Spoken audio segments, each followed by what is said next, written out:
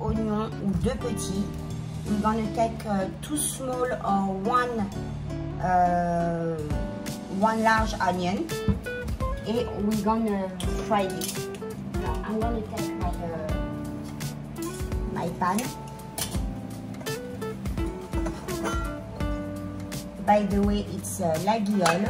It's a beautiful pot and pan that I just received, and they gave me 10% off for my customer, for my follower. If you want to buy from them, you can get 10% off. I will put you the link just in the recipe box. C'est vraiment génial. It's great. You open it. You click it, and then when you want to store it, you don't have the handle is out, and you can store. So they send me a few, very nice. So you put some oil and you warm it up. On fait chauffer un petit peu d'huile dans la poêle. On coupe nos oignons en attendant. On va les couper en lanières.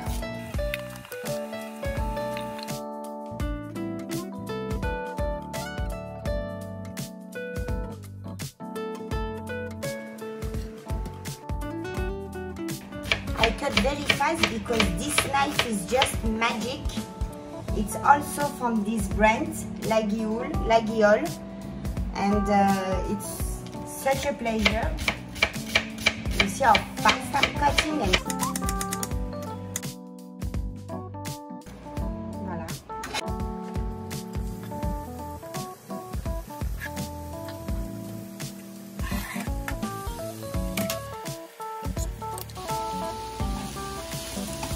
You know, I don't like coated pan and pot because I'm not a fan, and I really work only with stainless steel.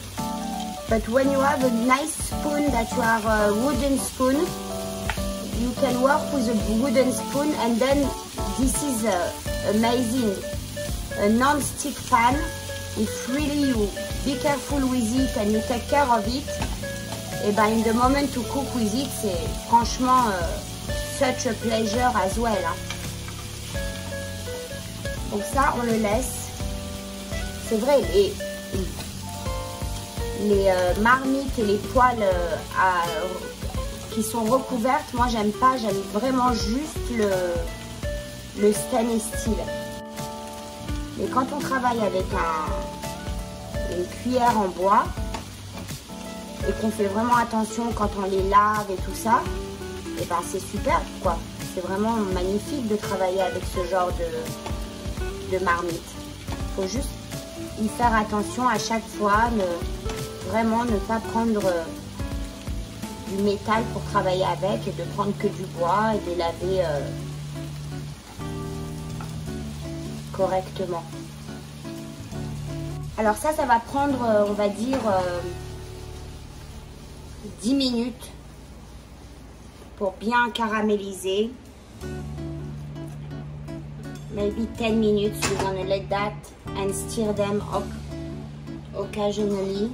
You come and stir them a bit. Vous venez un petit peu les mélanger. Une petite dizaine de minutes, ça sera bon. Ça c'est prêt. On va le mettre dans un bol.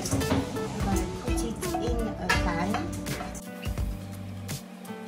Et maintenant, on va rajouter un petit peu d'huile dans notre pan.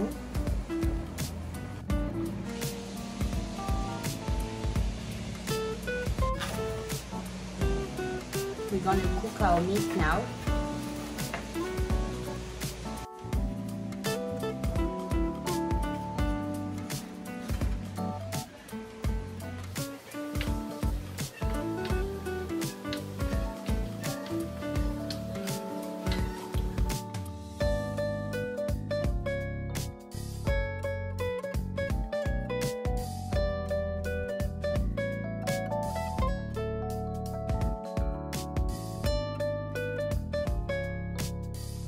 Donc là, ça y est, elle est bien cuite. On va mettre du sel, du poivre.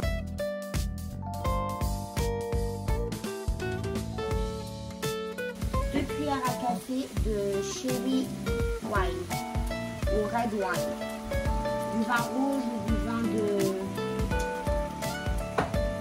vin rouge de cuisson. 2 cuillères à café, 2 cuillères à soupe. You put the fire up a bit. You let that evaporate, and when it's all evaporate, it's ready to assemble with the onion. On va laisser ça évaporer. Et dès que c'est bien évaporé, c'est prêt à assembler dans la pâte feuilletée. Alors vous pouvez rajouter de la purée aussi dans la pâte feuilletée, c'est délicieux. You can add also some potato, mashed potato, onion and the meat. It's amazing.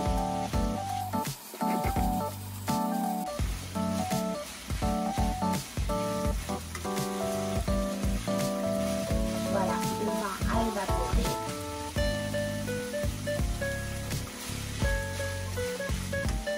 Alors, I put my oven on at 350. J'ai mis mon four. D'ailleurs, j'aurais pas dû le mettre maintenant parce qu'on va laisser ça reposer 1 heure,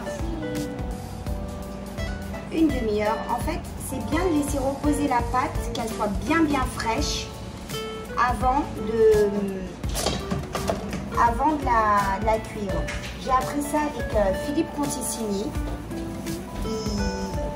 Il met toujours ses pâtes au frigidaire avant de les faire cuire et c'est vrai qu'elles ont elles gonflent magnifiquement bien. Alors on va faire comme ça. Et donc du coup je fais comme ça maintenant. Dès que je travaille aux pâtes feuilletées, que ce soit de la pâte feuilletée qu'on travaille sucrée ou salée, je la repose au frigidaire. Alors bon là une petite heure ça va être 1 heure ça serait bien. Si vous pouvez la laisser reposer 1 heure ça serait superbe. So I was saying 1 hour you put it in the fridge. I put my oven on but it's a mistake because the oven should not be on now. Okay. So we're gonna fill it now. And we're gonna let it rest. I learned that from a big French chef, Philippe Conticini. Every time he works with his puff pastry, he fill it and he let it rest in the fridge.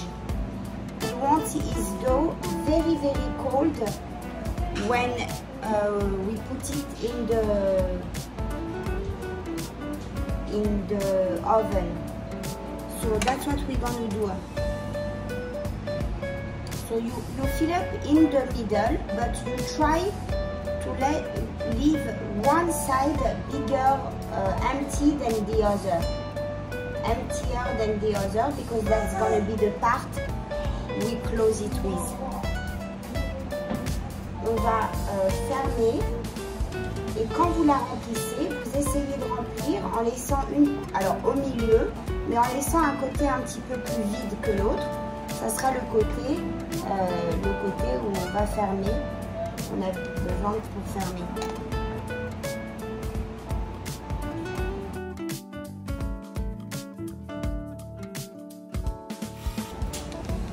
Et vous savez ce qu'il fait aussi?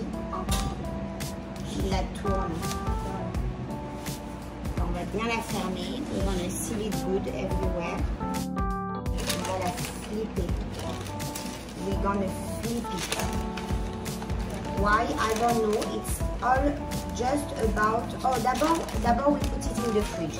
So let's put it a little bit in the fridge and then we'll cook it. Je vais prendre 2 jaunes d'œufs. On va take 2 yellow egg yolk. Alors d'abord je vais le tourner. I'm gonna flip it.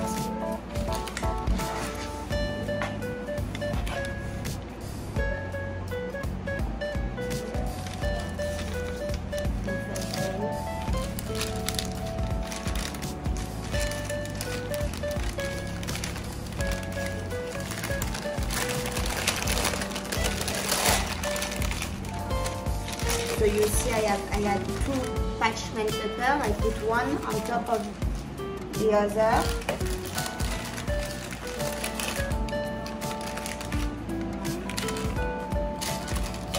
I'm gonna cut the extra dough.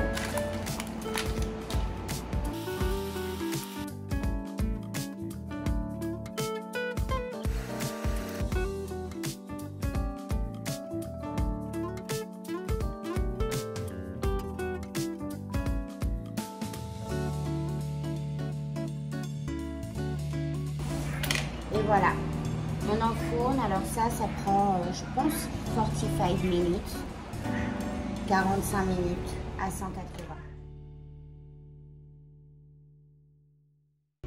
Juste pour voir comment c'est à l'intérieur. Moi, ils n'aiment pas la pomme de terre, comment ça s'appelle, la purée à l'intérieur. Mais moi, j'adore avec la purée.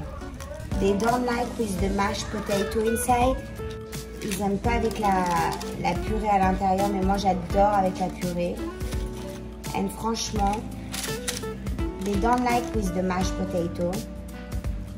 But if you can do it with mashed potato, it's much better. Look at that. It's just beautiful. It's delicious. You serve that with a nice salad and you have a nice light dinner. Voilà, messieurs, dames. Allez, I tell you, ciao, ciao. See you soon.